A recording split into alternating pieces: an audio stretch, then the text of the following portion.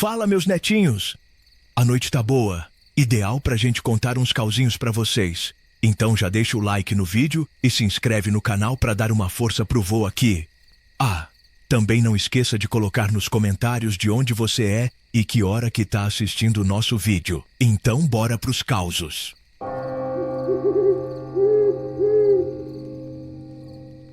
Podem se aconchegar mais uma vez, meus netinhos, que essa história que vou contar agora tem um som que arrepia a alma. O apito de um trem que não chega e não vai, mas que carrega um mistério pesado como a saudade. Essa é a história do trem que nunca chegou. Peguem mais um gole desse café, que a prosa é comprida e vai fazer a gente enxergar o que os olhos não podem ver, mas o coração sente. Era uma vez, num lugar esquecido no tempo, lá no interior de Minas Gerais, onde as terras eram planas e o horizonte se perdia de vista, um vilarejo que o povo chamava de Estação do Fim da Linha. O nome já dizia muito. Era o ponto final de uma antiga ferrovia que, um dia, trouxe progresso e esperança, mas que agora era só lembrança. As casas, poucas e simples, eram de madeira e tijolo aparente, com as janelas empoeiradas e as portas rangendo ao vento. O ar ali era seco e poeirento, com cheiro de mato seco, de ferrugem e de um abandono que pairava sobre tudo. A velha estação de trem era o coração do vilarejo, mas um coração que já não batia. Os trilhos, enferrujados e cobertos de mato, se estendiam até sumir no horizonte, como um caminho que levava ao nada. A plataforma estava rachada e o telhado da estação cheio de buracos.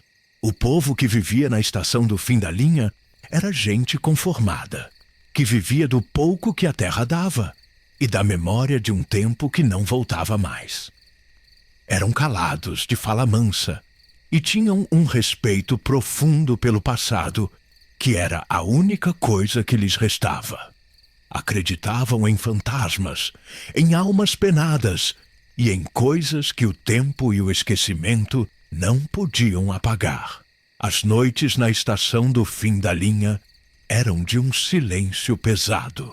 O céu, sem as luzes das cidades, era um manto bordado de estrelas, cada uma mais brilhante que a outra. E o silêncio, o silêncio era tão profundo que a gente ouvia o próprio coração batendo. Era nessas noites que as histórias ganhavam vida, contadas em voz baixa, com os olhos atentos e a alma aberta para escutar. Histórias de visagens, de tesouros escondidos e de trens que passavam sem maquinista. Pois bem, o que vou contar agora é o maior mistério da estação do fim da linha, e que faz muito marmanjo se arrepiar até hoje. A história do trem que nunca chegou. Dizia o povo que há muitas décadas, num dia de festa grande na estação do fim da linha, um trem lotado de gente que vinha da capital prometeu chegar com parentes e amigos para as celebrações. Mas uma forte tempestade castigou a região e o trem, por algum motivo, nunca chegou. Desapareceu nos trilhos sem deixar rastro, sem um corpo, sem uma peça de vagão. A dor da perda foi imensa e a esperança virou luto. A partir daquele dia, em toda a noite, quando o relógio marcava a meia-noite, um som estranho ecoava na estação do fim da linha. Era o apito de um trem. Um apito longo, melancólico, que parecia vir de longe, mas que se tornava mais perto a cada instante. O povo se encolhia em suas casas, e o medo tomava conta de todos. E então, o que eles viam fazia o sangue gelar nas veias. Um trem surgia no meio da escuridão, silencioso, sem luzes nos vagões. Era um trem antigo, com vagões de madeira, enferrujados e cobertos de limo, como se tivessem vindo do fundo do tempo. Ele parava na plataforma da estação sem fazer o menor ruído, sem o ranger das rodas, sem o vapor da locomotiva. Apenas parava, imponente e assustador. O que mais assustava, meu amigo, era que os vagões estavam vazios. Não havia ninguém dentro, nem maquinista, nem passageiros. As janelas escuras olhavam para o vilarejo como olhos vazios, e as portas, fechadas, pareciam selar um segredo. E o mais arrepiante de tudo, ninguém jamais conseguiu entrar ou sair dele. Quem tentava se aproximar da porta sentia um frio que entrava nos ossos. E a porta, mesmo destrancada, parecia travada por uma força invisível.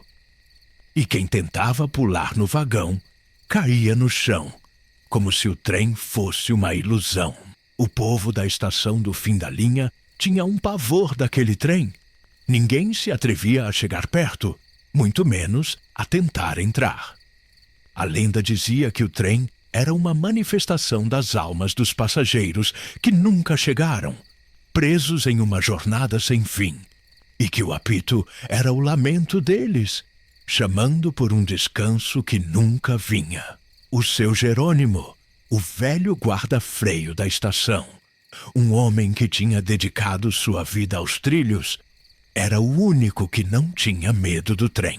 Ele passava as noites na estação, observando o trem fantasma, com um olhar de tristeza e compreensão. Ele dizia que o trem não era mau, mas que estava perdido, procurando seu caminho de volta. Uma noite, o apito do trem soou mais alto que o normal. O trem surgiu na escuridão, parou na plataforma e suas portas, pela primeira vez, se abriram. O seu Jerônimo, com o coração apertado, sentiu um chamado. Ele sabia o que precisava fazer.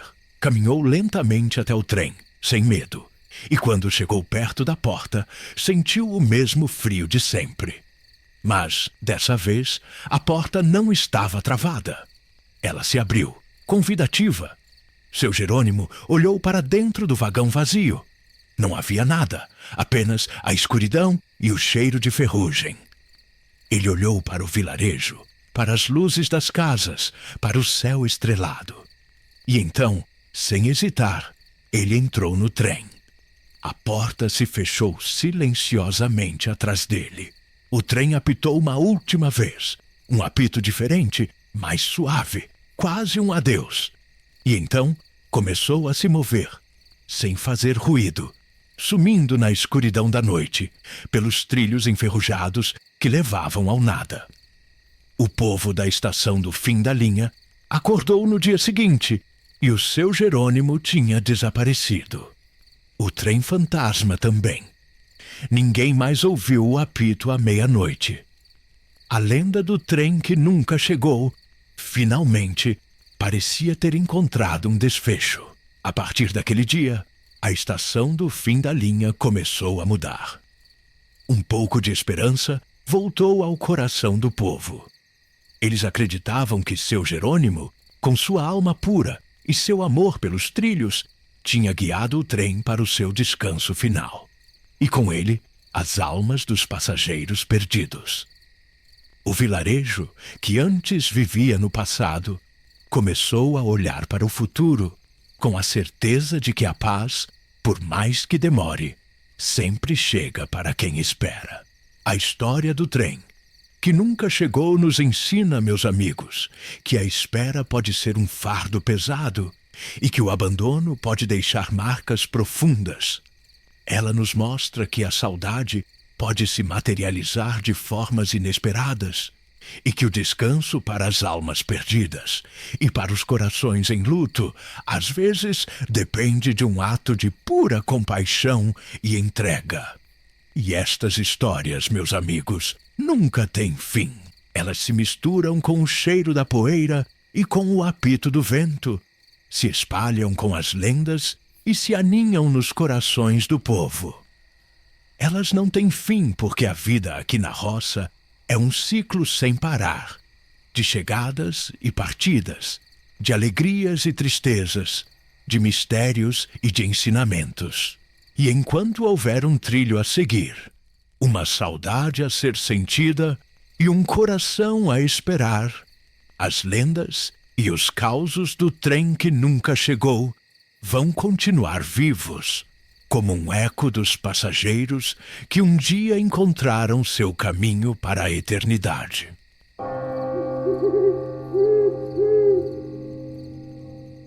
O segredo da vó Quitéria. E aí, minha gente, já repararam como a vida da gente é feita de histórias, umas contadas, outras guardadas a 7 chaves?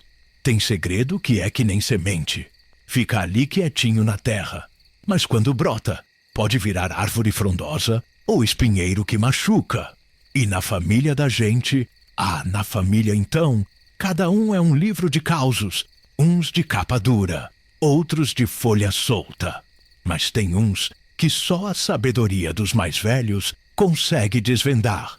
E olhe lá, pois foi bem isso que aconteceu na família da vó Quitéria, lá na beirada do córrego do sertão. Um segredo de anos, guardado no fundo do peito, que ameaçou balançar as estruturas de tudo que parecia firme e forte. Preparem o coração, que essa prosa vai cutucar a ferida e fazer a gente pensar no peso da verdade e na força do perdão. Lá pras bandas do córrego do sertão, o tempo parece que tem um relógio diferente. As casas, feitas de adobe e com varandas onde as redes balançam preguiçosas, se aconchegam na paisagem como se tivessem nascido ali. O cheiro de café coado no pano e de pão de queijo quentinho se mistura com o perfume da flor de maracujá, e o canto dos pássaros é a melodia que embala o dia. É um lugar onde a gente conhece a vida do vizinho só de olhar a roupa no varal. A comunidade é que nem família grande, com as fofocas correndo mais rápido que o vento, mas também com uma solidariedade que amarra todo mundo na hora do aperto. O povo do córrego é de fé forte, de trabalho pesado e de um riso que ecoa pelos vales, espantando qualquer tristeza.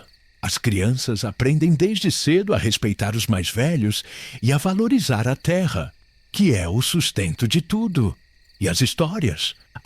As histórias são o ouro daquele lugar, passadas de boca em boca, de geração em geração, moldando o caráter e a alma de cada um. No centro de tudo isso, como uma rocha firme fincada na beira do córrego, estava a vó Quitéria. Matriarca de uma família que se espalhava por 5 gerações, ela era a bússola moral de todos.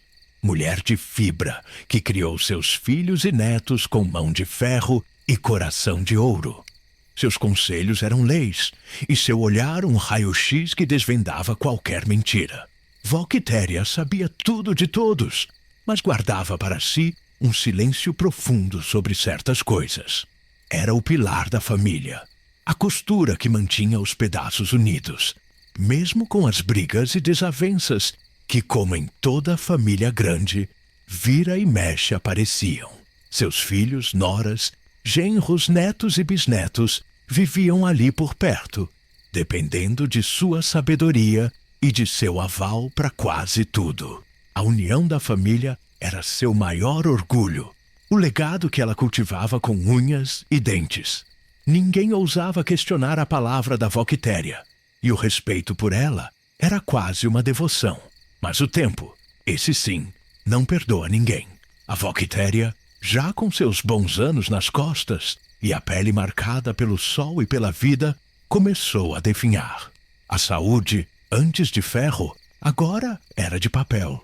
A família se reuniu ao redor de sua cama, no quarto que cheirava a ervas e a oração.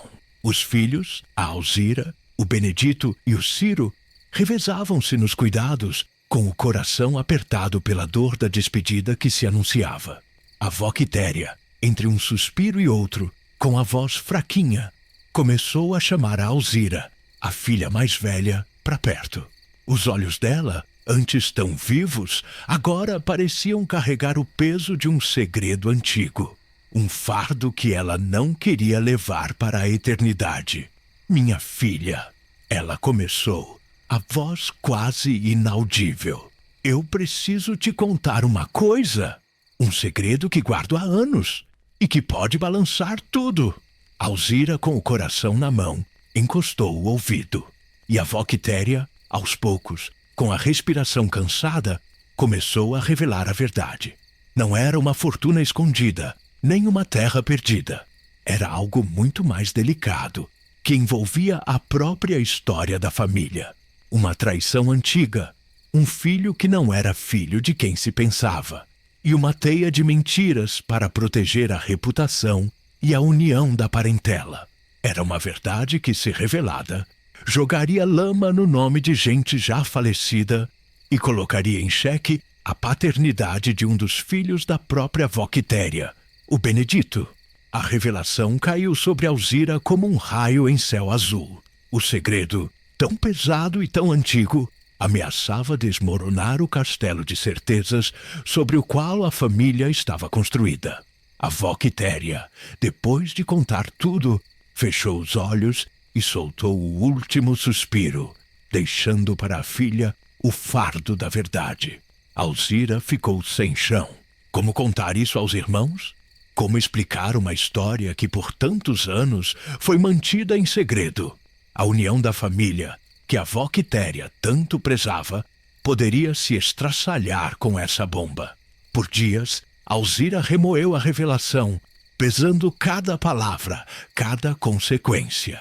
Ela via os irmãos, o Benedito, sempre tão íntegro, o Ciro, tão orgulhoso da linhagem da família. Como aceitariam essa verdade? A dúvida a corroía por dentro, até que numa noite sem sono, Alzira foi até o velho baú da avó Quitéria e encontrou cartas antigas, fotos amareladas e, por fim, um diário guardado no fundo. Nele, a avó Quitéria registrava seus medos, suas angústias e o motivo pelo qual guardara o segredo. Proteger a família da vergonha, da desunião e garantir um futuro de paz para todos. Ela havia sacrificado a própria verdade em nome da união e da felicidade de seus entes queridos. A leitura do diário trouxe uma nova perspectiva para Alzira. Ela entendeu que o segredo não era apenas uma mentira, mas um ato de amor e sacrifício. E com essa nova compreensão veio a decisão. Alzira reuniu os irmãos e, com a voz embargada, contou o segredo da avó Quitéria, mas não sem antes explicar os motivos, a dor e o sacrifício da mãe. Foi um choque. Benedito, o mais atingido pela revelação, sentiu o chão sumir sob seus pés. Ciro, o orgulhoso, reagiu com raiva e incredulidade. A tensão pairava no ar, e por um momento a união da família pareceu realmente se desfazer. Mas aos poucos, com o passar dos dias, a poeira foi baixando. As conversas foram se tornando menos explosivas e mais compreensivas. A memória da avó Quitéria, tão amada e respeitada, serviu como uma âncora. Eles se lembraram de tudo que ela havia feito por eles, do amor que ela dedicou à família. E no fim das contas, o amor e o respeito que sentiam por ela foram maiores que a dor da revelação. A união, que por um fio esteve prestes a se romper, se fortaleceu com a compreensão e o perdão. Eles perceberam que o segredo não diminuiu o amor que sentiam uns pelos outros, nem a história que construíram juntos. Pelo contrário, mostrou a força da família e a capacidade de se reerguer mesmo diante das maiores verdades.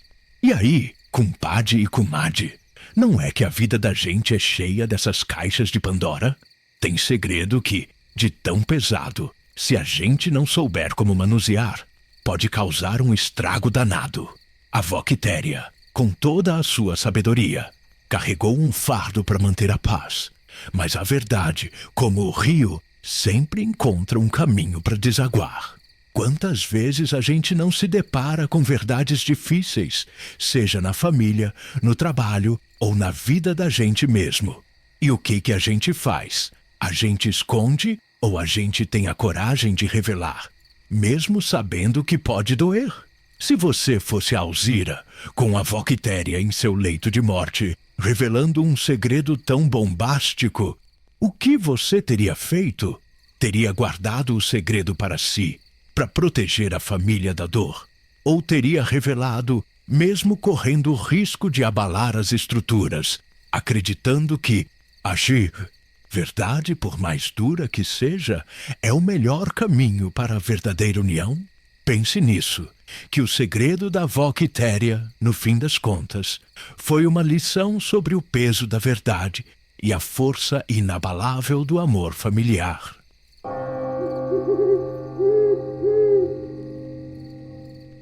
O céu que troveja sem nuvem. Aqui na nossa roça, meus netinhos, a vida sempre foi guiada pelo céu. Quando o sol está forte, é tempo de plantar. Quando as nuvens vêm pesadas, é tempo de se abrigar. A gente aprende a ler o céu como se fosse um livro.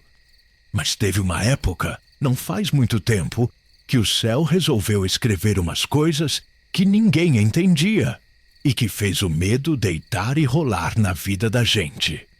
Tudo começou com o Chico da Mangueira. O Chico era um caboclo teimoso, de bom coração, mas cabeça dura que nem pilão de socar milho.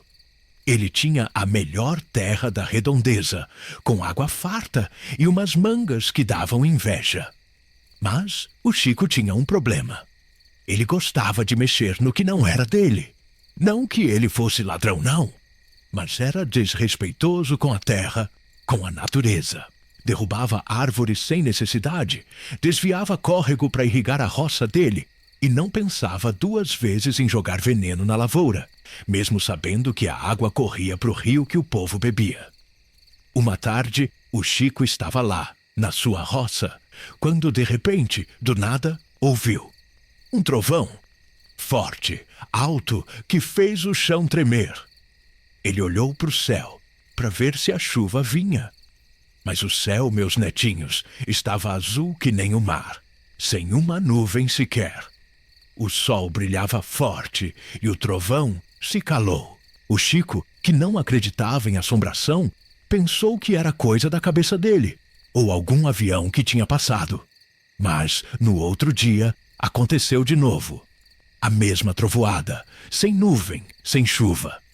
A mulher dele, a dona Cotinha, que era uma mulher de fé, fez o sinal da cruz. Chico, isso não é coisa de Deus. Isso é aviso. O céu tá bravo com a gente.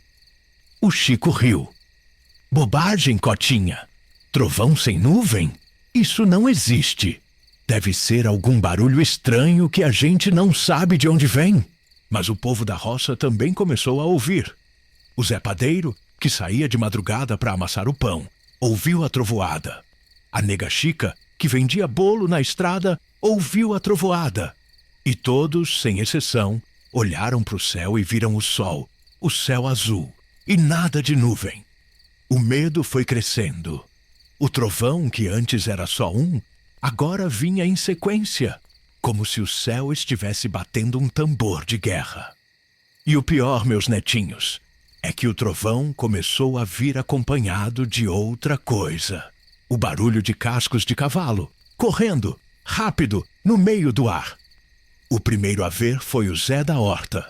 O Zé, que era um sujeito mais velho, com olhos de coruja, estava lá, de tardezinha, com a enxada na mão, quando o trovão estourou. Ele olhou para o céu e viu vultos, 3, 4, talvez 5. Vultos de homens montados a cavalo, correndo no meio do ar, sem rumo, como se estivessem procurando algo. E o trovão, que era o barulho dos cascos dos cavalos no céu. O Zé, que não era bobo, largou a enxada e correu para casa. Chegou lá branco que nem farinha. Cotinha! Ele gritou. Eu vi os cavaleiros do céu. A dona Cotinha, que já tinha ouvido a história, pensou que o Zé tinha perdido o juízo. Mas ele, tremendo, contou o que tinha visto. Os vultos, os cavalos, o trovão. Eles pareciam que estavam com pressa, ele disse, como se estivessem caçando alguém. O Chico, que estava lá na casa dele, do outro lado do morro, ouviu a gritaria e riu. Povo medroso, é tudo invenção da cabeça deles. Mas aquela noite, o trovão veio de novo, e o barulho dos cascos também. E o Chico, que não tinha medo, teve.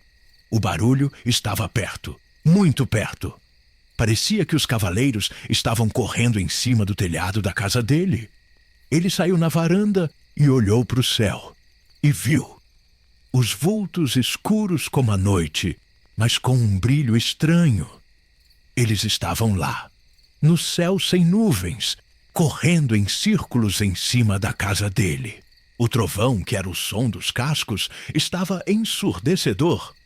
O Chico, com o coração pulando pela boca, correu para dentro de casa e se trancou no quarto. «Cotinha!» ele gritou. «Cotinha!» A dona Cotinha, que estava rezando, olhou para o marido, pálido, com os olhos arregalados, e disse: «Eu te avisei! Eu te avisei que era aviso!» Mas o Chico, que era orgulhoso, ainda não acreditava. «É a escuridão», ele disse. «A escuridão me fez ver coisas». Mas ele, que era teimoso, sabia. Sabia que não era a escuridão. Era a maldade dele que tinha feito o céu trovoar. E assim, meus netinhos, a história do céu que troveja sem nuvem começou. Começou com um trovão sem nuvem e terminou com uns cavaleiros no meio do ar, correndo atrás de uma coisa que a gente não sabia o que era. E que o Chico, o nosso caboclo teimoso, ia descobrir da pior maneira possível. O Chico, meus netinhos, depois de ver os vultos no céu, não foi mais o mesmo. A teimosia dele, que era grande, foi murchando. Ele já não saía na varanda, não ia na roça. Passava o dia trancado em casa, com o coração na mão e o olhar perdido. Ele tinha medo de olhar para o céu, porque sabia que os vultos estavam lá, esperando por ele. E o trovão? Ah, o trovão era o som do medo na alma dele. A dona Cotinha, que era uma mulher de paciência, tentava conversar com o marido. «Chico, o que você fez? Que maldade você fez para essa coisa te seguir?» O Chico, que era orgulhoso, não respondia. Mas a gente, que morava perto, sabia. Sabia da água que ele desviava, do veneno que ele jogava. Sabia que a maldade dele estava na terra, e que a terra, que é sagrada, estava cobrando a conta. E o trovão, meus netinhos, começou a ficar mais forte, mais frequente. Antes era só de noite, agora era de dia também. No meio do sol, com o céu azul, o trovão estourava, e o barulho de cascos de cavalo se misturava com o som do medo na gente. E os vultos? Ah, os vultos começaram a aparecer mais perto. O Chico, que já não ia na roça, mandou o sobrinho, o Zé Pequeno, ir cuidar da plantação. O Zé Pequeno, que era um moleque de 12 anos, foi lá, com a enxada na mão e a curiosidade na cabeça. Ele estava lá, tirando umas ervas daninhas quando o trovão estourou. Ele olhou para o céu e não viu nada, mas ouviu o barulho de cascos correndo rápido, como se estivessem em cima da cabeça dele. O Zé Pequeno, que era criança, teve medo, mas ele era curioso e queria ver. Ele olhou para trás, para frente e viu, na beira do morro, na divisa da roça do Chico, os vultos. 4, 5, com os cavalos parados. Eles não estavam correndo, eles estavam olhando. Olhando para o Zé Pequeno, com a enxada na mão. E os olhos deles, que eram só escuridão, pareciam ter um brilho vermelho. O Zé Pequeno, com o coração na boca, largou a enxada e correu. Correu para a casa do tio, com a alma saindo pela boca. «Tio!» ele gritou. «Os cavaleiros, eles estavam lá na beira do morro. Eles estavam me olhando.» O Chico, que estava trancado no quarto, ouviu o sobrinho e o medo o pegou. Ele, que antes era orgulhoso, agora era um covarde. Ele saiu na varanda com a Dona Cotinha e olhou para o céu. O céu estava azul, o sol brilhava. Mas na beira do morro, onde o Zé Pequeno tinha visto os vultos, o ar estava tremendo. E o barulho dos cascos, estava lá. O Zé Pequeno, que era um moleque inocente, tinha visto. E os vultos que estavam lá não estavam atrás dele. Estavam atrás do Chico. O Chico, que era um homem de 40 anos, chorou. Chorou como criança, com o medo no peito e a vergonha na cara. Ele se ajoelhou e pediu perdão para Deus. Me perdoa, meu Deus, eu não sei o que eu fiz. Me perdoa! A Dona Cotinha, que estava ao lado dele, disse: Chico, você sabe, a terra que é de Deus está cobrando o que você fez. Os cavaleiros, eles não estão aqui para te assustar. Eles estão aqui para te levar. O Chico, que era teimoso, ainda não acreditava. Mas aquela noite, o trovão veio com força total. E o barulho dos cascos... o barulho dos cascos era como um exército. Parecia que a casa ia cair. E os vultos, que antes eram só vultos, agora tinham forma. Eles eram cavaleiros, com chapéus de aba larga, montados em cavalos pretos, e os olhos, que eram vermelhos, pareciam brasa de fogueira. Eles pararam na frente da casa. O trovão, que era o som dos cascos, se calou, e um deles, o que parecia ser o chefe, desceu do cavalo. O Chico, com medo, se escondeu no quarto com a Dona Cotinha. Mas o cavaleiro, que era um vulto, passou pela parede como se ela não existisse. Ele entrou no quarto e parou na frente do Chico. Ele não falou. Ele só estendeu a mão. A mão dele, que era escura, parecia feita de fumaça. E ele, com os olhos vermelhos, parecia estar esperando o Chico se entregar. O Chico, que era um homem forte, que nunca teve medo de nada, se encolheu na cama. A Dona Cotinha, que estava ao lado dele, disse: Chico, é a hora. A sua hora chegou. A hora de pagar pelo que você fez. Mas o Chico, com a alma pulando pela boca, disse: Não, eu não vou. Eu não fiz nada de errado. Mas a mão do cavaleiro, que era feita de fumaça, se aproximou do rosto do Chico. E o Chico, com um grito que rasgou a garganta, desmaiou. O Chico, meus netinhos, ficou uns dias sem se mover. Deitado na cama, como se o corpo dele tivesse sido tomado pelo medo. Ele não falava, não comia, não bebia. Os olhos, que antes eram cheios de teimosia, agora eram vazios, sem vida. A Dona Cotinha, que rezava dia e noite, sentia que a alma do marido estava indo embora, pedaço por pedaço. E os vultos, os cavaleiros, não foram embora. Eles ficaram na beira do morro, com os cavalos parados e os olhos vermelhos olhando para a casa do Chico. E o trovão, que antes era de vez em quando, agora era constante. Um trovão fraco, como se os cavaleiros estivessem batendo um tambor de espera, esperando o Chico acordar.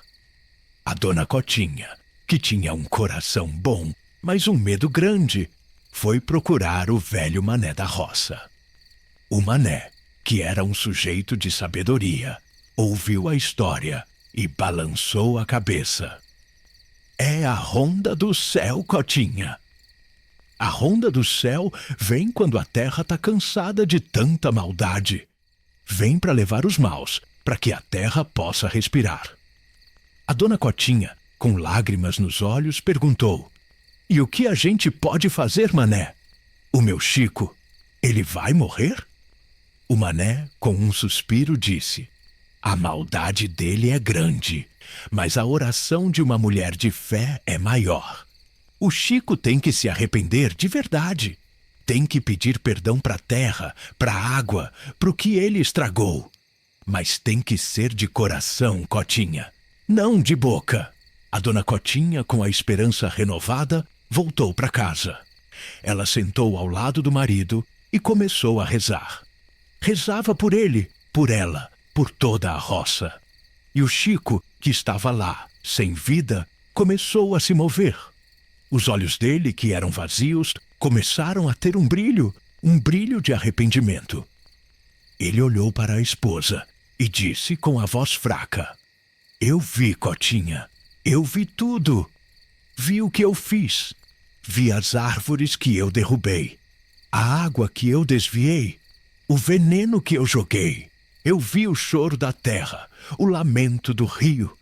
E os cavaleiros, eles estavam lá, esperando por mim. Eles não são demônios, Cotinha. Eles são a alma da natureza, que veio me buscar." A dona Cotinha, que estava chorando, segurou a mão do marido. "Não é tarde, Chico. Pede perdão. Pede perdão para Deus e para a terra. O Mané disse que a oração de uma mulher de fé pode te salvar." O Chico, com lágrimas nos olhos, se ajoelhou na cama e rezou. Ele pediu perdão por cada árvore que ele derrubou, por cada gota de veneno que ele jogou, por cada palmo de terra que ele estragou. Ele chorou de arrependimento, de tristeza, de dor. E o trovão, meus netinhos, que antes era constante, foi diminuindo. O barulho dos cascos, que antes era um exército, foi virando um sussurro. E os cavaleiros, que estavam na beira do morro, com os olhos vermelhos, começaram a desaparecer. A fumaça, que antes era escura, virou uma fumaça branca e subiu para o céu. E o céu, que antes trovejava sem nuvem, voltou a ser só o céu, azul e bonito. O Chico, que era um homem orgulhoso, virou um homem de fé. Ele vendeu a terra dele, e o dinheiro, que era grande, ele doou. Ele não plantava mais. Ele só cuidava da terra, plantava árvore, cuidava da água. Ele virou um guardião da natureza. E a gente, que morava perto, aprendeu a lição. A gente aprendeu que a terra, que é sagrada, não gosta de maldade, e que o céu, que é azul e bonito, pode trovoar sem nuvem, para lembrar a gente disso. Meus netinhos, essa história do Chico e da Ronda do Céu é uma história de arrependimento, de perdão e de respeito. O Chico, que era um homem de bom coração, mas cabeça dura, aprendeu da pior maneira possível que a gente não pode pisar na terra, nem na água, nem na vida dos outros, sem pagar um preço. A Ronda do Céu, meus netinhos, não era de demônios. Era a alma da natureza que estava ferida, que estava doente e que veio cobrar a conta de quem estava fazendo mal. Os cavaleiros que a gente via não eram maus. Eles eram a justiça que não vem da mão do homem, mas que vem do coração da terra, do céu de Deus. E essa justiça, meus netinhos, é a que mais pesa. O Chico, que se arrependeu de verdade, foi perdoado. Ele não morreu, não virou fantasma. Ele virou um guardião. Um guardião que andava pela roça, ensinando a gente a cuidar da natureza, a respeitar a terra, a amar a água. Ele, que antes era um homem de ganância, virou um homem de fé. A gente, meus netinhos, tem que aprender com a história do Chico. A gente não pode desmatar, não pode poluir, não pode fazer mal para o que é de Deus. A gente tem que cuidar da terra, porque a terra é a nossa casa. E o céu, que é o nosso teto, pode trovoar sem nuvem, para lembrar a gente de que a gente não pode viver sem eles. E vocês, meus netinhos, o que teriam feito no lugar do Chico? Vocês teriam continuado com a ganância, mesmo com os trovões no céu e os cavaleiros na beira do morro? Vocês teriam se arrependido e pedido perdão como ele fez? Ou teriam deixado que a Ronda do Céu os levasse e teriam se tornado mais um vulto no meio do ar? Pensem bem nisso. E lembrem-se, meus filhos, que a natureza, que é bela, também tem a sua ira. E que a ira da natureza, meus filhos, é a ira de Deus.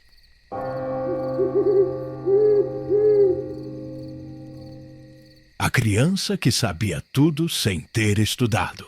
No lugarejo de Águas Claras, um pequeno pedaço de chão escondido entre montanhas na Serra da Mantiqueira, onde o tempo parecia andar mais devagar e as histórias antigas se misturavam à vida cotidiana, nasceu o pequeno Pedro. Era um menino miúdo, de olhos grandes e curiosos, que desde muito cedo mostrou uma peculiaridade que assombrava e fascinava a todos. Ele sabia tudo sem ter estudado. Desde que começou a falar, Pedro surpreendia os pais, o seu Joaquim e a dona Rosa, com conhecimentos que não se encaixavam em sua pouca idade. Aos 3 anos, ele nomeava as ervas do quintal, com seus nomes populares e usos medicinais, algo que nem mesmo Dona Cotinha, a benzedeira da vila, dominava tão bem. Aos 4, explicava os ciclos da lua e a melhor época para a semeadura. Detalhes que seu pai, um experiente lavrador, ainda precisava consultar o calendário. Ele falava de eventos históricos da vila com uma precisão assustadora, descrevendo pessoas e situações que aconteceram décadas antes de seu nascimento. Seu Joaquim e Dona Rosa, pessoas simples e tementes a Deus, ficaram primeiro assustados, depois perplexos. Tentavam, em vão, descobrir onde o menino aprendia tantas coisas. Não tinham livros em casa, e Pedro nunca frequentou a escola. As outras crianças de sua idade brincavam de roda, enquanto Pedro, muitas vezes, sentava-se sozinho, observando o mundo com uma profundidade que não condizia com um infante. A peculiaridade de Pedro cresceu junto com ele. Aos 7 anos, ele era um verdadeiro arquivo vivo de Águas Claras. Sabia a história de cada família, os segredos dos rios e das cachoeiras, os atalhos esquecidos da mata, e até mesmo onde o antigo tesouro do coronel desaparecido estaria escondido, embora nunca tivesse revelado o local exato. As pessoas vinham a ele para tirar dúvidas sobre o passado, para pedir conselhos sobre plantações, ou até mesmo para saber sobre parentes distantes. E Pedro respondia com uma certeza que calava qualquer ceticismo. Mas o que tornava a situação ainda mais intrigante era a explicação do próprio Pedro. Com sua voz infantil, mas com uma convicção que impressionava os adultos, ele dizia ter nascido antes, numa outra vida, na mesma vila. Eu já vivi aqui, mãe. Ele falava para Dona Rosa com a maior naturalidade. Eu era o velho Barnabé, o celeiro. Lembro-me de como era essa rua antes do asfalto e do grande Jatobá que ficava na praça, antes de cair na tempestade. Barnabé havia sido um morador antigo e muito querido de Águas Claras, falecido há mais de 40 anos. As descrições de Pedro sobre o vilarejo antigo, sobre as pessoas que já não existiam e sobre os costumes de um tempo passado eram tão detalhadas e precisas que os mais velhos da vila, que de fato viveram aquela época, ficavam boquiabertos. Ele descrevia o cheiro da oficina de Barnabé, o jeito que ele manejava o couro e até mesmo um pequeno hábito do celeiro de assobiar uma melodia específica enquanto trabalhava.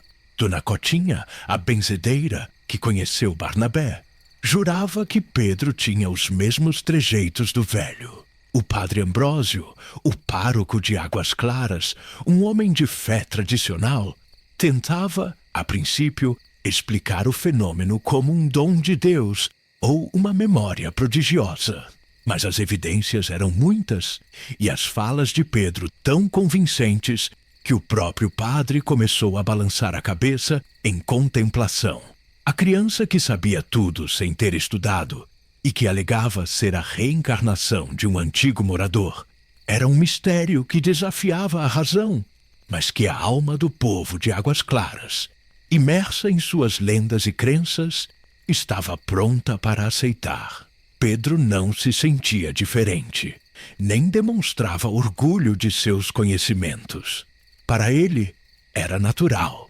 Ele vivia sua infância como qualquer criança, brincando no rio e correndo pelos campos, mas sempre com a aura de uma sabedoria ancestral. A comunidade, aos poucos, deixou de lado o espanto e abraçou a singularidade de Pedro.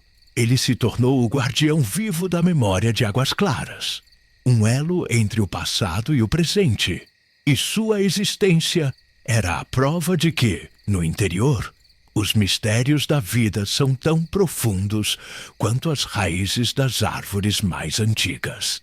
O fenômeno da criança Pedro continuou a se aprofundar, tecendo uma tapeçaria ainda mais rica de causos e mistérios em Águas Claras.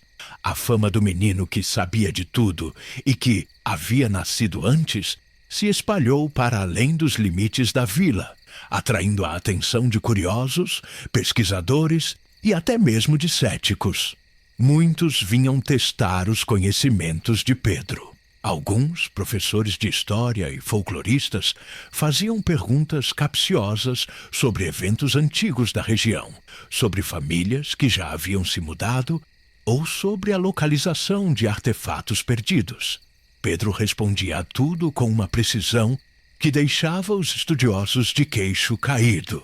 Ele descrevia as datas, os nomes completos das pessoas, os detalhes das vestimentas e até mesmo o clima dos dias em que os eventos ocorreram. Os historiadores confirmavam as informações em livros e documentos antigos, e tudo batia. O menino era uma biblioteca viva, com um acesso inexplicável ao passado.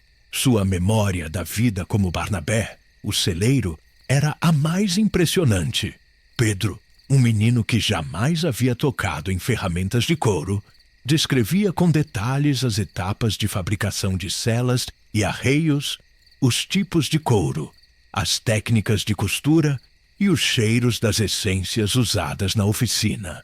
Chegou a desenhar com surpreendente exatidão o croquis da antiga oficina de Barnabé, com a disposição das ferramentas e das bancadas, algo que só quem havia trabalhado ali poderia saber. Os pais de Pedro, seu Joaquim e Dona Rosa, aprenderam a conviver com a peculiaridade do filho com uma mistura de amor, orgulho e uma ponta de mistério que jamais os abandonaria. Eles viam em Pedro não apenas seu filho, mas também um pedadeiro da história de Águas Claras, uma alma antiga que havia voltado para cuidar de suas raízes. Dona Rosa, por vezes, pegava o filho no colo e o abraçava forte, sentindo o calor de seu corpo miúdo, mas sabendo que ali residia uma sabedoria que ultrapassava gerações. A comunidade de Águas Claras, após o choque inicial, abraçou Pedro com carinho. Ele não era visto como uma aberração, mas como uma bênção. As pessoas o procuravam para resolver pequenos impasses, para desvendar dúvidas sobre heranças antigas, ou simplesmente para ouvir as histórias do passado de Águas Claras, contadas pela voz de uma criança. Pedro se tornou o elo vivo entre as gerações, a ponte que ligava o presente ao passado, garantindo que as memórias da vila não se perdessem. O padre Ambrósio, que antes tentava uma explicação lógica, tornou-se um dos maiores defensores do mistério de Pedro. Em seus sermões, ele falava da sabedoria que vinha de Deus, da capacidade da alma de transcender o tempo e da importância de aceitar os mistérios da vida. Ele via em Pedro um presente divino, uma forma de manter viva a história e a fé do povo de Águas Claras. Com o passar dos anos, Pedro cresceu. Sua sabedoria não diminuiu, apenas amadureceu. Ele nunca perdeu a simplicidade de sua alma, mesmo com todo o conhecimento que carregava.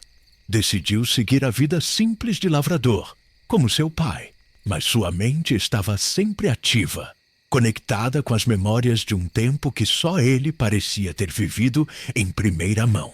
Ele se casou com uma moça da vila, teve filhos e continuou a ser o guardião da memória de Águas Claras. Pedro, o menino que sabia tudo sem ter estudado e que dizia ter nascido antes, numa outra vida, na mesma vila, tornou-se uma lenda viva em Águas Claras. Sua história era contada para as novas gerações, que cresciam ouvindo os causos do Pedro de Duas Vidas. E a vila de Águas Claras, com sua rotina pacata, passou a ser um lugar onde o passado e o presente se encontravam em cada esquina, onde a sabedoria não vinha apenas dos livros, mas de uma alma antiga que escolheu voltar para suas raízes, mostrando que os segredos da vida e da existência são muito mais profundos do que a simples lógica pode explicar.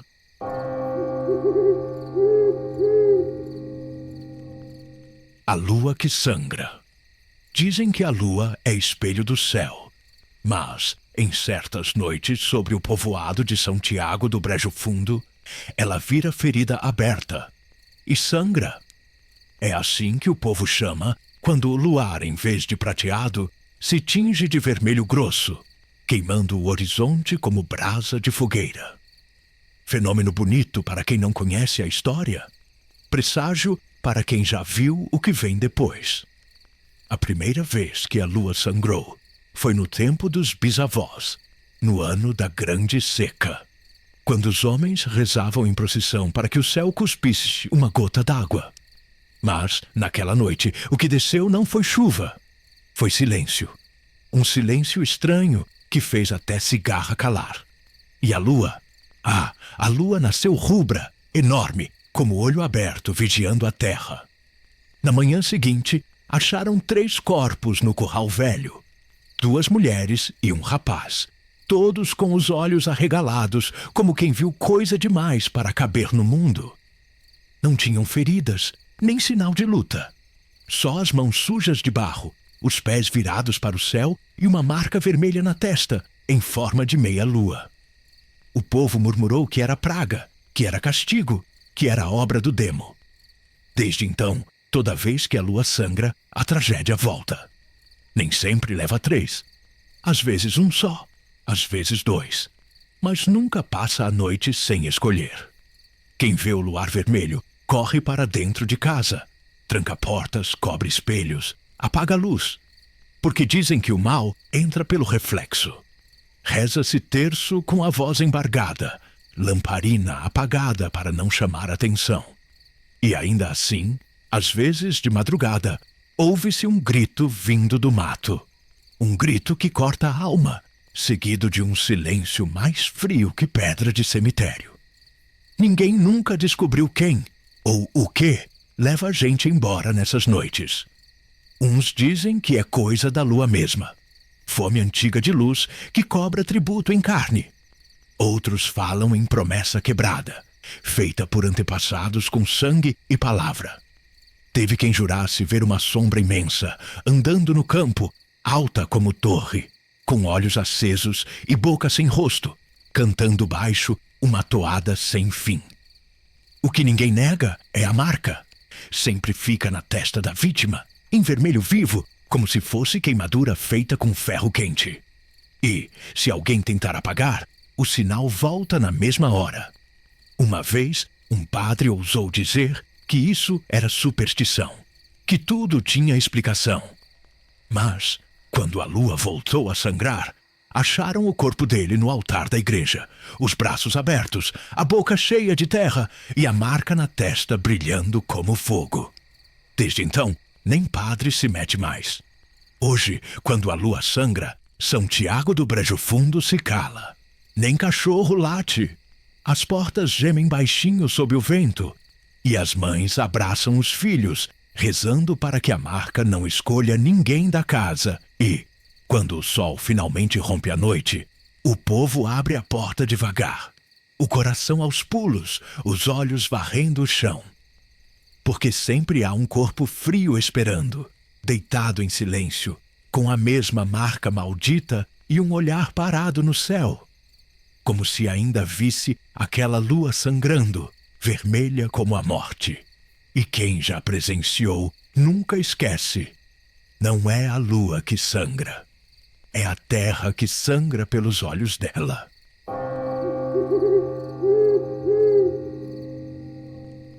O quadro do Homem de Chapéu Coco. Na cidadezinha de Santa Gertrudes do Vale, um lugar esquecido entre colinas e estradas de terra batida, onde o tempo parecia andar mais devagar, havia uma casa que todos chamavam de a da esquina da figueira. Ela ficava num cruzamento de ruas empedradas com uma figueira antiga que dobrava o telhado com seus galhos pesados e sombrios. Era uma casa velha, de janelas estreitas e vidros ondulados, sempre com cheiro de cera, madeira molhada e silêncio. A casa pertencia a Augusto Leal, um antiquário aposentado, viúvo e de fala mansa. Augusto tinha uma paixão por objetos antigos. Colecionava móveis, espelhos, relógios, bibelôs e especialmente quadros. Sua sala era quase um museu, com retratos a óleo e aquarelas de épocas variadas. Mas havia um quadro em particular que chamava a atenção. O do Homem de Chapéu Coco. A pintura era estranha. Mostrava um homem alto, magro, com um paletó escuro e um chapéu coco perfeitamente centrado na cabeça. Seus olhos eram vazios, não tinham brilho, apenas 2 pontos escuros que pareciam afundar o olhar de quem o encarava por muito tempo. O fundo da tela era indefinido, uma névoa cinzenta que envolvia a figura, dando a sensação de que ele estava saindo da escuridão, vindo em direção ao observador. Augusto sempre dizia que ganhara o quadro de um colecionador argentino, que o alertou. Esse retrato tem história e não é das boas. Mas Augusto, homem cético, achou graça da advertência. Até o dia em que o quadro caiu da parede sem motivo aparente. Foi encontrado virado, com o vidro trincado. E naquela noite, Augusto teve o primeiro pesadelo. Sonhou que estava na sala, sentado em sua poltrona, e o homem do quadro descia lentamente do retrato, como se saísse da tela. Seus passos não faziam barulho, mas a presença gelava o ar. O homem não dizia nada, apenas ficava ali, encarando Augusto com os olhos ocos. Na manhã seguinte, o antiquário queimou o quadro nos fundos do quintal. Jogou solvente, ateou fogo e assistiu a tela crepitar até virar cinza. Mas 2 dias depois, ao entrar na sala, Augusto paralisou. O quadro estava lá, intacto, pendurado no mesmo gancho. Os olhos do homem pareciam agora mais escuros, mais fundos, e havia algo novo. Um leve sorriso nos lábios, que antes não estava ali. Augusto tentou explicar. Pensou que era um erro, que talvez tivesse outro quadro semelhante guardado sem lembrar. Mas ele era meticuloso com suas peças. Conhecia cada uma, e aquela pintura, ele sabia, tinha sido destruída. Tentou queimá-lo novamente. Jogou fora, enterrou, doou. Em todas as tentativas, o quadro voltava para o mesmo lugar. Às vezes de madrugada, às vezes em plena tarde. Os vizinhos começaram a notar que Augusto andava pálido, murmurando sozinho. Uma noite, ele bateu na porta da igreja gritando que o homem saiu do quadro. Dias depois, foi encontrado morto na poltrona da sala, olhos abertos, expressão de terror, como se tivesse visto algo antes de morrer. O quadro estava pendurado, imóvel, com o homem de chapéu coco mais sorridente do que nunca. Hoje, a casa está vazia. Mas quem passa a noite pela figueira antiga diz que vê luzes acesas dentro.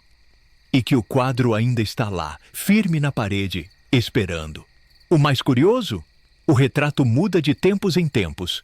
Agora, quem olha por mais de alguns minutos jura que o rosto do homem de chapéu coco vai se transformando, ganhando feições conhecidas. Como se o quadro estivesse testando quem será o próximo. Estas histórias nunca têm fim.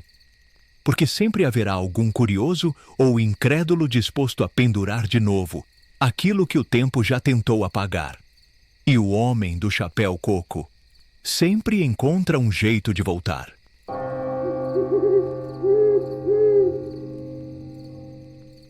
quarto fechado com corrente de aço. Na rua mais antiga de São Miguel do Capim Grosso, uma rua torta, de calçamento gasto e fachadas descascadas pelo tempo, havia uma casa que parecia ter parado num outro século. As paredes eram grossas, de barro e pedra, o telhado torto, sempre com um canto faltando telha, e o portão vivia rangendo, como se protestasse contra o vento. Ali morava Dona Ramira, mulher de idade avançada, que muitos diziam ter dons de cura e de maldição. Ramira viveu quase 100 anos, sozinha. Tinha olhos miúdos, mão fina como galho seco e voz baixa, mas firme. Recebia gente para rezas, garrafadas e benzeduras, mas ninguém, nunca, pisava além da cozinha, porque nos fundos da casa havia um quarto. Um cômodo de porta antiga, trancada com 3 correntes de aço, cada uma passada em grossos cadeados que reluziam até no escuro. Ninguém sabia o que tinha lá dentro. Dona Ramira nunca deixava chegar perto. Dizia apenas, é coisa minha. Não se mexe. Morreu numa tarde de calor forte, sentada na cadeira de balanço, um terço quebrado na mão. O velório foi apressado, como costuma ser em terra quente. Mas depois do enterro, a casa ficou entregue ao silêncio. Ei do sol. Na primeira noite, sem Dona Ramira, vizinhos escutaram gemidos vindos dos fundos, baixos, profundos, como quem sofre dor que não cabe no peito. Depois vieram os passos, arrastados, pesados, circulando dentro do quarto trancado. A madeira da porta estalava como se alguém se encostasse nela com força, e as correntes balançavam sozinhas, tilintando de um jeito frio, ameaçador. Curiosos apareceram, claro. Uns tentaram arrombar. Bateram, puxaram as correntes, forçaram o trinco, mas ninguém conseguiu. As correntes pareciam presas à própria parede, como raízes de ferro. E quem insistia demais passava mal depois. Febre, vômitos, delírios com vozes de gente chorando. As histórias tomaram conta do bairro. Uns diziam que Ramira tinha trancado ali um filho doente, que enlouqueceu de tanto ver a assombração. Outros falavam de um marido violento que ela amaldiçoou, deixando-o preso no quarto até o corpo definhar. Mas o boato mais forte vinha de um sobrinho distante que apareceu no velório e contou em cochicho que Ramira era parteira e que certa vez, num parto difícil, a criança nasceu sem alma, com olhos de pedra, e nunca chorou. Ela teria guardado essa criança lá dentro, viva ou morta, ninguém sabia, e costurado rezas em volta da porta para mantê-la contida. Só que com a morte dela, o feitiço teria se enfraquecido. Noite após noite, os gemidos ficaram mais altos. Batidas surdas ecoavam pelas paredes, e a corrente sacudia até acordar quem morava do outro lado da rua. Algumas pessoas juraram ouvir risadas infantis, seguidas de prantos que pareciam pedir socorro. O cheiro também mudou. Um azedo pesado, lembrando terra molhada e flor velha de cemitério, saía pelas frestas da madeira. Chamaram padre, pastor, benzedor. Nenhum quis entrar. Diziam que aquilo não era para cristão mexer. E assim, o quarto seguiu fechado, protegido por correntes de aço, mas vivo como um bicho enjaulado, respirando fundo a cada lua cheia. Hoje, a casa está abandonada. A pintura caiu. O mato subiu pelas paredes, e a corrente ainda lá, firme, tremendo de vez em quando sem ninguém tocar. À noite, se alguém passar perto, jura ver uma sombra se mexendo atrás da fresta da porta e escuta a madeira rangendo, quase arrebentando, como se algo lá dentro tentasse sair. Em São Miguel do Capim Grosso, ninguém passa perto depois do escurecer, porque todo mundo sabe que corrente segura bicho, mas não segura alma, e a do quarto ainda espera alguém corajoso o bastante para abrir a porta.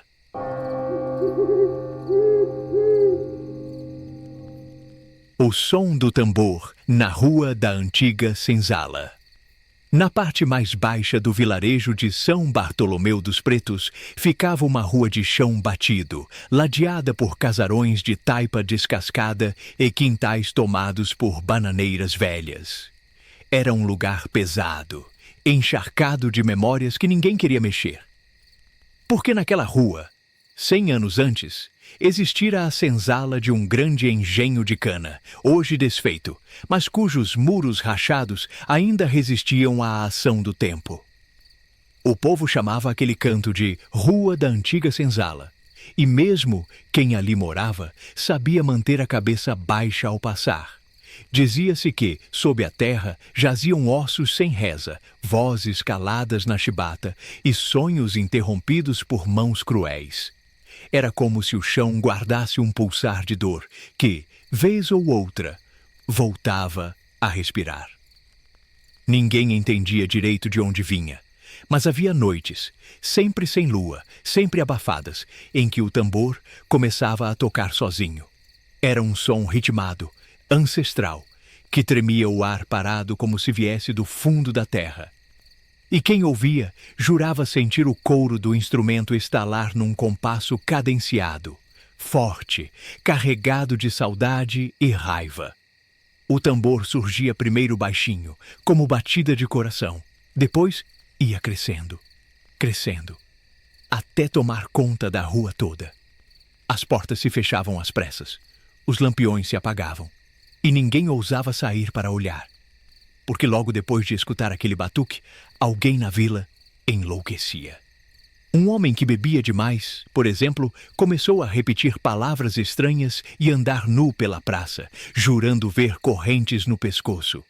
Uma menina, antes dócil e alegre, passou a arrancar os cabelos, dizendo ouvir vozes mandando fugir.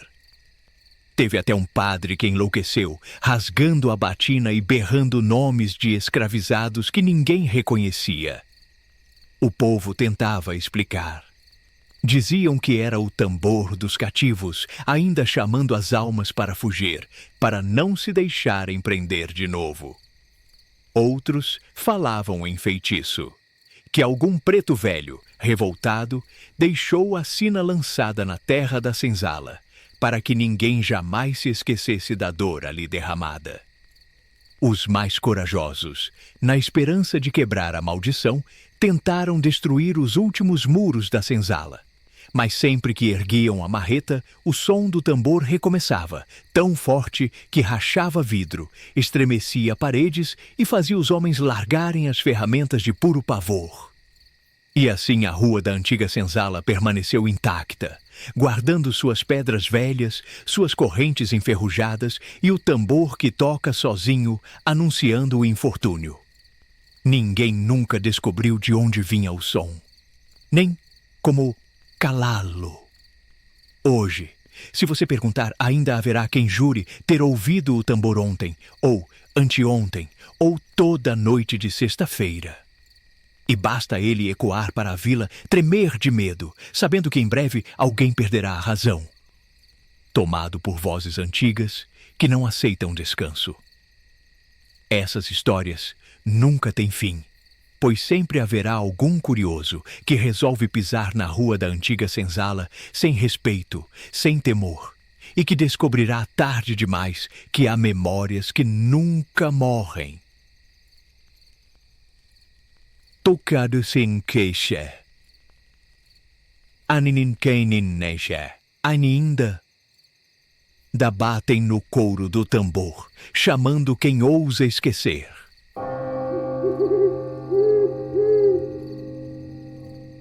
O vaso que flutua na cozinha. Na cozinha pequena e arejada de uma casinha de roça, no interior de Minas Gerais, havia um vaso de flores secas que chamava atenção. Era um vaso simples, de barro pintado de azul, lascado em algumas partes, guardando dentro apenas galhos retorcidos de flores mortas havia muito tempo. Ficava sobre a geladeira, num canto alto, esquecido, como tantos objetos herdados de gerações passadas. Dona Augusta, a dona da casa, Jurava que aquele vaso vinha desde o tempo da mãe dela, e antes ainda da avó, que o trouxera de um velório antigo. Ninguém se lembrava direito de quem tinha sido velado, mas a superstição mandava não jogar fora nada que tivesse sido usado em oração, principalmente se ligado à morte. Por isso, o vaso permaneceu ali, imóvel, acima do motor quente da geladeira, quieto, decorando a cozinha sem flores de verdade. Mas foi numa noite de temporal, quando os trovões sacudiam as telhas e o vento zunia nas frestas da janela, que Dona Augusta notou algo diferente. Levantou-se para beber água, tropeçando no chinelo, e deu de cara com o vaso, pousado no centro da mesa, perfeitamente alinhado com o pano de crochê que usava para as refeições. Pensou que tivesse esquecido ali, apesar de nunca tirá-lo do lugar. Pegou-o, resmungou baixinho e devolveu sobre a geladeira. Mas na noite seguinte, o mesmo se repetiu. O vaso, sem ninguém tocar, aparecia sobre a mesa, parado, como se aguardasse alguma coisa. Dona Augusta passou a ficar desconfiada. Mandou benzer a casa, jogou água benta, varreu o terreiro com sal grosso, mas nada adiantou. Noite após noite, o vaso se movia sozinho. Pior, sempre se posicionava na cabeceira da mesa, lugar onde antigamente o falecido avô dela costumava sentar-se para a janta. As velhas do bairro disseram logo que aquilo era sinal de alma faminta, que o avô de Augusta, homem de pulso forte e regrado, não aceitava comer em pé nem faltar à reza, e que agora voltava para a cozinha esperando sua última ceia. O vaso, acreditavam, era o canal dessa saudade. Um convite mudo para que alguém lhe servisse o prato, mesmo depois da morte. As noites ficaram mais pesadas na casa. O vento parecia mais frio, a luz do lampião vacilava, e até os gatos não ousavam subir na geladeira, como faziam antes. Dona Augusta, cheia de medo, decidiu colocar um prato de comida na mesa, ao lado do vaso. Fez um arroz branco simples, uma concha de feijão e um pedaço de carne de panela. Rezou baixinho, pedindo paz ao espírito do avô. Na manhã seguinte, o vaso ainda estava na mesa, mas algo tinha mudado. O prato de comida sumira. Nem migalha restava. Augusta jurava que não havia bicho na casa capaz de levar tudo, e a porta ficara trancada a noite inteira. Nos dias seguintes, repetiu a oferenda e, curiosamente, o vaso permaneceu no alto da geladeira, imóvel, como sempre fora. Foi assim que entendeu que precisava manter a tradição. Toda véspera de finados punha a comida na mesa e o vaso não se mexia mais pelo resto do ano. Os vizinhos, ainda hoje, cochicham que se Dona Augusta parar de alimentar a saudade do avô, o vaso voltará a caminhar. E quem sabe não pare apenas na mesa, mas passe a rondar outros cômodos da casa, em busca de companhia, para um jantar que nunca termina. Essas histórias nunca têm fim, pois sempre haverá alguém que duvida do que um simples vaso pode guardar, até a noite em que acordar e der de cara com flores secas, flutuando, pairando ao lado do prato vazio, como se lembrassem que para certas almas a fome nunca passa.